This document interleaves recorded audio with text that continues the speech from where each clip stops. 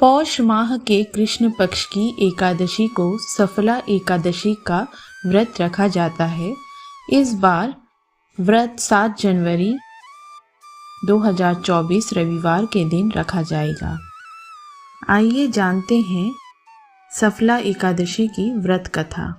चंपावती नगरी में एक महष्मान नाम का राजा राज्य करता था। उसके 4 पुत्र थे। उन सब में लुम्पक नाम वाला बड़ा राजपुत्र महापापी था।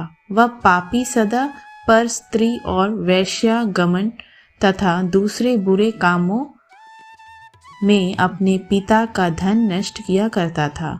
सदैव ही देवता, ब्राह्मण व वैष्णवों की निंदा किया करता था। जब राजा को अपने बड़े पुत्र के ऐसे कुकर्मों का पता चला तो उन्होंने उसे अपने राज्य से तब वह विचारने लगा कि कहाँ जाऊं, क्या करूं। अंतः में उसने चोरी करने का निश्चय किया।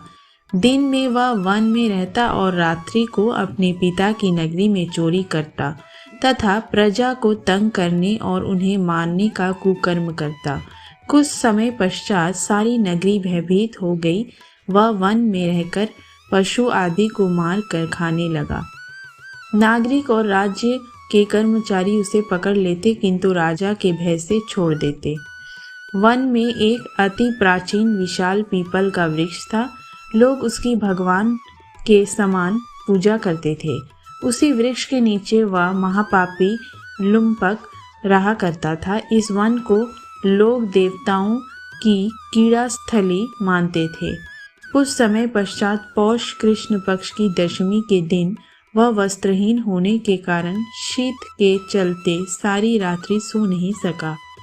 उसके हाथ पैर अकड़ गए। सूर्योदय होते होते वह मूर्छित हो गया। दूसरे दिन एकादशी को माध्याह्न के समय सूर्य की गर्मी पाकर उसकी मूर्छा दूर हुई।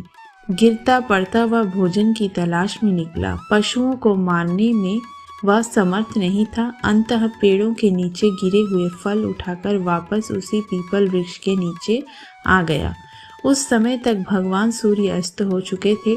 वृक्ष के नीचे फल रखकर कहने लगा, हे भगवान, अब आपके ही अर्पण हैं ये फल, आप ही तृप्त हो जाइए। उस रात्रि को दुख के कारण रात्रि को भी नींद नहीं आई।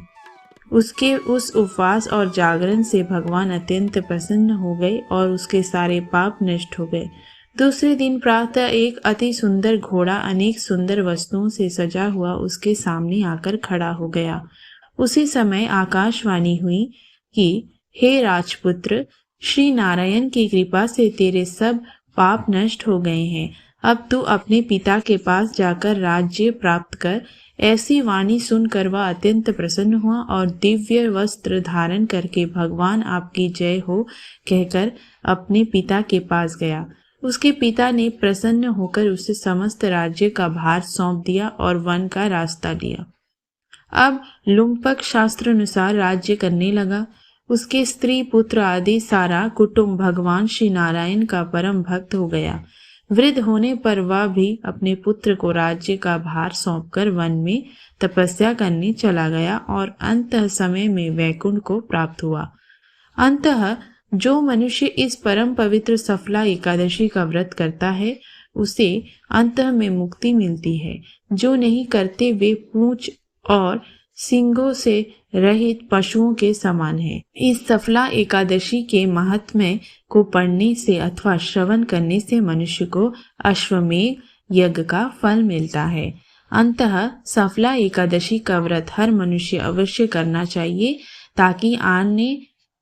ताकि जाने अनजाने में उसे हुए पाप कर्म दूर होकर वैकुंठ में स्थान मिले। 5000 वर्ष तप करने से जो फल मिलता है उससे भी अधिक सफला एकादशी का व्रत करने से मिलता है।